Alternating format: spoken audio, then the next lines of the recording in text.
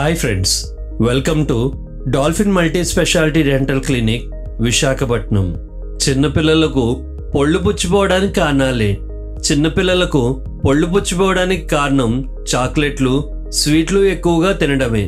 అలాగే ఎక్కువ కాలం పాలు బాటిల్లో తాగడం వలన కూడా పళ్ళు పుచ్చిపోతాయి. చిన్నపిల్లలకి పళ్ళు ఊడిపోయి కొత్తవి వస్తాయిగా, పర్లేదులే అనేది జనాల ధోరణి. కానీ మా క్లినిక్లో గత కొన్ని సంవత్సరాలుగా చిన్న వయసులోనే పాల పళ్ళు ఊడి కొత్తగా వచ్చిన పర్మనెంట్ పళ్ళు సైతం 10 సంవత్సరాల లోపే పుచ్చిపోయి రూట్ కెనాల్ ట్రీట్మెంట్ చేయటం సర్వసాధారణంగా మారింది. అదీ కాకుండా పుచ్చింది పాల పళ్ళు అయి ఉండొచ్చు, కానీ ఆ పళ్ళు ఊడవలసిన సమయం వచ్చే వరకు ఆ పన్నును తీయకుండా జాగ్రత్త పడితే తర్వాత వచ్చే పర్మనెంట్ పళ్ళు వంకరగా రాకుండా చూసుకోవచ్చు.